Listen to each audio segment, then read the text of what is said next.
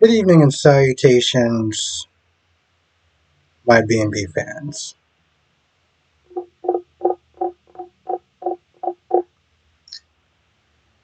What the fuck was that? Okay? What? Does anyone remember that movie? They did like two of them. I think the second one was like a remake or a prequel or whatever. And I think it was called like The Orphan or something. About the girl who was apparently a lot older than she appeared. And she used a bunch of makeup or whatever. And you all remember that scene, right? I'm gonna have to sit there and talk about that scene first because is this what they call jumping the shark in a lot of ways? So, long story short, Luna is not Bill's father. I mean, is not Bill's daughter. Um, which honestly, to tell you the truth, it should have really surprised no one. So, she's disappointed. He's disappointed. They start talking about Poppy, and she starts asking a bunch of weird questions like, "Do you think she did it? And do you think it's possible?" And I'm like, "What? Does he look like he has a crystal ball? Like, what are you talking about?" So she just asked a bunch of really ridiculous questions, right? And then Bill's like, listen, regardless if we're blood or not, I'm always going to be there for you, no matter what. And Luna goes into her tragic, sad backstory, and in a lot of ways, kind of, you know, tell us that Poppy was kind of a somewhat bad mom, right? She was lonely, she was unstable, all that other stuff, right? And then she starts saying, well, you're such a good, kind. She goes on and on and on with these compliments to Bill, and she's like, beautiful man. And I was like, wait, what? Oh, no. We got to rewind that part. We got to rewind that part. What did you just say? So she hugs him, right? And then she kisses him. And I'm just like, what? I was just like,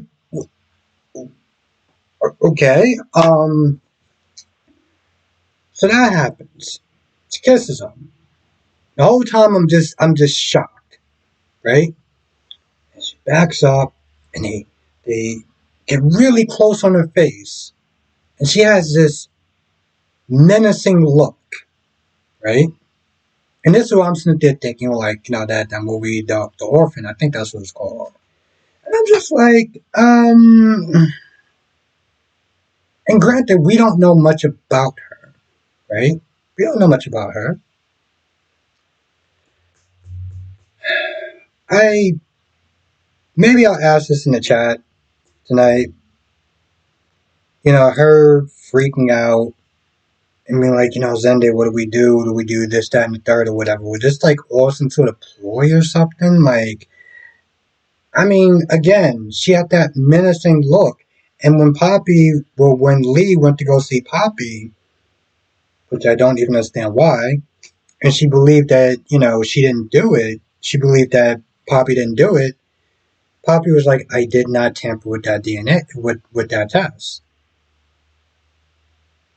And so I'm just like, did Luna tamper with that test before she started running this test or whatever?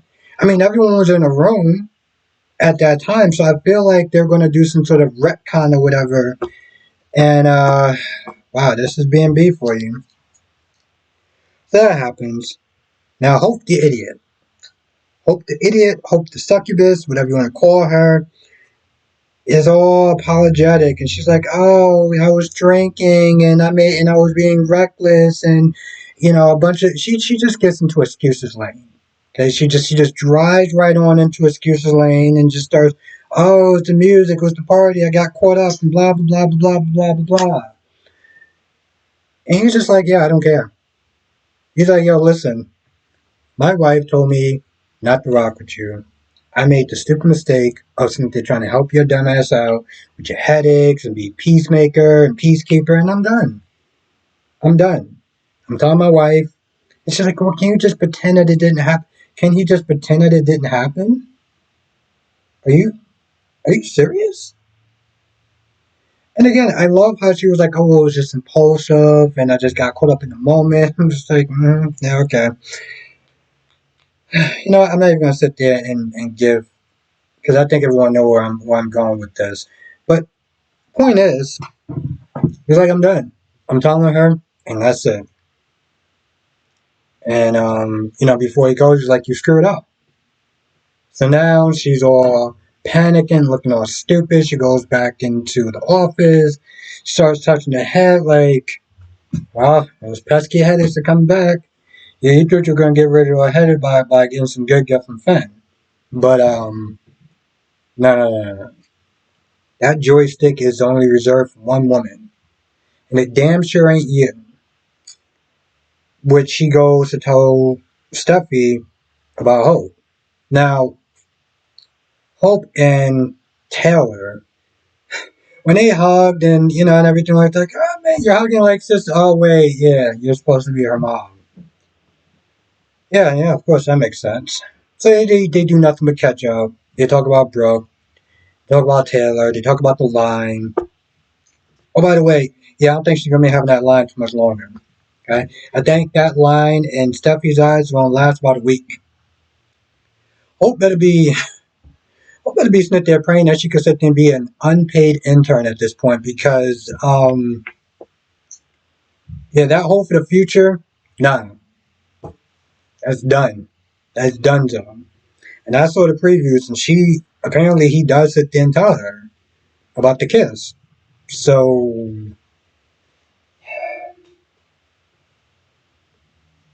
what an episode!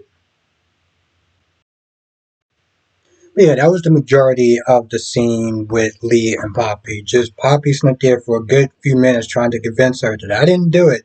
I wouldn't even kill a fly. This, that, and the third. And she holds her hand. She's all like, "Oh, I believe you," and everything. I was like, "Man, that's a fast turnaround." Because when you first found out that your sister was in L.A., you want to do everything in your power to sit there and get rid of your sister and your niece, which now is all like, "Oh, yeah." Like she's all concerned about Luna now, but you treated her like dirt when this whole thing started. So what's that about? uh,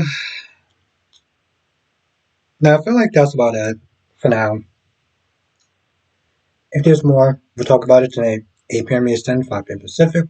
And we'll talk about General Hospital, Days of Our Lives, Bold and Beautiful, Young and Restless. That being said, I'm going to go. I'll see you in the next video.